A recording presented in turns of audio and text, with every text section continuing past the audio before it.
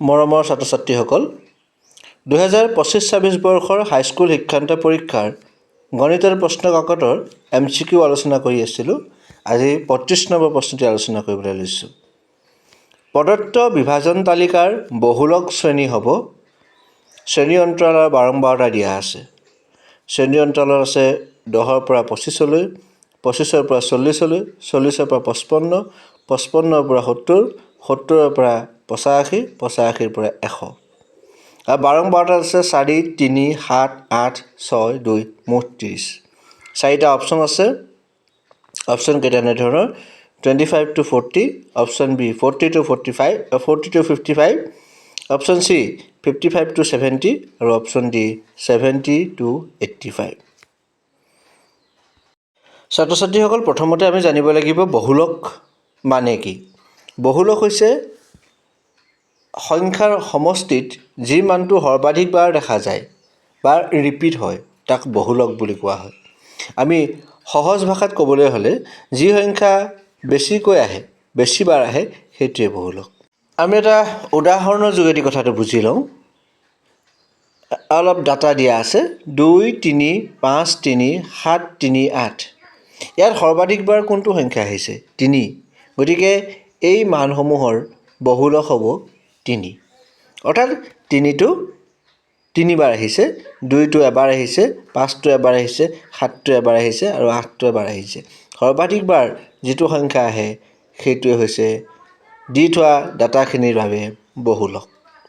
এটা কথা সদায় মনত ৰাখিবা, কেতিয়াবা কোনো ৰাশিৰ বহুলক নাথাকিবও পাৰে। যদি সকলোবোৰ মান একেবাৰে বেলেগ বেলেগ হয় তেতিয়াহ'লে তাত বহুলক নাথাকে। বা কেতিয়াবা দুটা বা তাতকৈ অধিক বহুলকো থাকিব পাৰে। গতিকে এই দুটা কথা তোমালোকে সদায় মনত ৰাখিবা। এতিয়া আমি যাওঁ বহুলক শ্ৰেণীলৈ। বহুলক শ্ৰেণী মানে হৈছে যে যিটো শ্ৰেণীত সৰ্বাধিকবাৰ কোনো সংখ্যা আহি থাকে তাকেই বহুলক শ্ৰেণী বুলি কোৱা হয়। আমাৰ আজিৰ প্ৰশ্নটো হৈছিলে বহুলক শ্ৰেণীটো নিৰূপণ কৰিবৰ বাবে। এতিয়া আমি প্ৰশ্নটোলৈ আগবাঢ়োঁ। প্ৰদত্ত বিভাজন তালিকাত বহুলক শ্ৰেণীটো নিৰ্ণয় কৰা। ইয়াত আমি বাৰম্বাৰতা তালিকাখন চালে দেখা পাইছোঁ যে 10ৰ পৰা 25ৰ শ্ৰেণী অন্তৰালৰ ভিতৰত বাৰম্বাৰতা হৈছে 4, 25ৰ পৰা 40ৰ ভিতৰত 3, 40ৰ পৰা 55ৰ ভিতৰত 7, 55ৰ পৰা 70ৰ ভিতৰত 8, 70ৰ পৰা 85ৰ ভিতৰত 6, 85ৰ পৰা 100ৰ ভিতৰত 2। গতিকে 55ৰ পৰা 70ৰ ভিতৰত সৰ্বাধিক বাৰম্বাৰতা আছে। গতিকে প্ৰদত্ত বিভাজন তালিকাৰ বাৰম্বাৰতা হ'ব 55ৰ পৰা 70। অপশ্যন চিটো হ'ব শুদ্ধ অপশ্যন। ছাত্ৰ ছাত্ৰীসকল, আশা কৰোঁ তোমালোকে প্ৰশ্নটিৰ উত্তৰ বুজি পাইছা। ইয়াৰ পাছৰ প্ৰশ্নটো মই হোমৱৰ্ক হিচাপে আগবঢ়াইছোঁ।